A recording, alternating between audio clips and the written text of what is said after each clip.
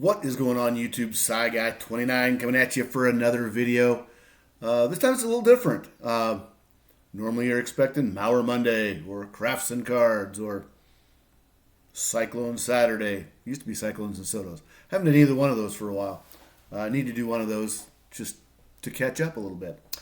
Anywho, did something Saturday that I haven't done since the National, and that was go to a card show. Didn't plan on going to a card show, just kind of stumbled upon it. It was at the mall, North Grand Mall in Ames, Iowa. Very small show. I'm trying to think. My friend Tom was on the channel back month and a half ago with his 56 Tops PSA reveal. Is the promoter of the show, and I think he had 8 tables by himself. I'm going to guess it was probably 50 tables, 60 tables tops, and 8 or 10 of those tables was nothing but Pokemon. So that made it a real quick trip. And one of the other guys it was all brand new stuff. It was a fill-in that Tom found as a replacement later in the day on Friday because that somebody couldn't make it for whatever reason. So, yeah, it was kind of a nice surprise. Totally forgot about it. Like I said, it didn't take long. Picked up a few things. Nothing earth-shattering. We're going to start. So this was a Christmas gift first. And you can see it's a program from 1956, November of 1956 at Clyde Williams Field. Iowa State versus Oklahoma. Oklahoma was ranked 3rd in the country. And here's the back cover. The old Lucky Strike ad. Lucky's taste better. So, always interesting to see the ads. But not unbeknownst to my wife, one of the players for Iowa State, a man by the name of Jim McCulley, right there in the middle of the page. You can see he was a vet med major. Well, that worked out well because he turned out to be our vet when we used to live in a different town named Lake City. Kind of weird because it's Lake City, but they have no lake. And their sign actually says, everything but a lake. But a great little town, about 1,500 people. It's about an hour, not quite an hour from where I currently live. So that was my first teaching job up there. Enough about that. You don't need to know that. A couple other, keeping with the print issues, I picked up this January of 56 Sport magazine. And it says 60 years of feuding, how the Giants and Dodgers got that way. And there's the whole thing. You can see it's got Jackie down there, Pee Wee, Duke, Willie, Johnny Antonelli, Leo DeRocher. Not the world's greatest condition, but $3. That's really cool for that. The other piece of printed material I picked up was Street and Smith's 1944 baseball pictorial yearbook. And the thing that it was 25 cents. And the bottom part says wartime teams in majors analyzed. It's got none other than Joe McCarthy on the cover. So you can see 44 was 25 cents. There's all the information contained. And got it for $2 because they'd cut pictures. Some of the pictures are cut out of it. But it's a really cool piece. I figured for $5 for the 2, couldn't go wrong. Those that have been watching my channel know I've kind of been on a Roy Campanella kick. Here's a good example of his 57. There's a little better.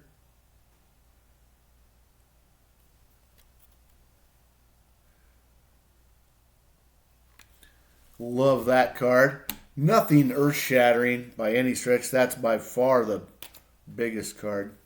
Another 57 in Bobby Del Greco. That was in the half-price bin, so that was 50 cents. Picked up this Al Worthington 65 tops for my twin set for 50 cents. Mick Tingelhoff from the Vikings for a quarter. To go in my for my players born in Iowa set or group. Got this Bob Oldest for a quarter. Beautiful shot of the left field corner there at the Polo Grounds. For 50 cents, I picked up this Walter Johnson for my 76 set. And then a couple of additions. A 69 Denny McLain for 50 cents. And a 69 Richie Allen for $4.50. So excited about those. Last for $1, this was maybe the pickup of the day, was, and I'm trying to figure out what year this is. I haven't even figured out the year yet. But it's a Gatorade Vikings team set with Coach Denny Green on the front. And as I take them out of the sleeve, see who, I haven't taken them out yet to see who else we got. And they're rough, don't get me wrong. But it's kind of cool. John Randall. Todd Scott. Anthony Carter. Steve Jordan. Terry Allen. Wish he could have stayed healthy. Brian Habib up front. Fod Revés was the kicker. I got two Fod Revés. If anybody needs a Fod Revés Gatorade card, let me know. And then a Chris Carter. Shout out to Dustin. Kirby Puckett Place. Big Chris Carter guy. Vikings found a way not to lose on Sunday.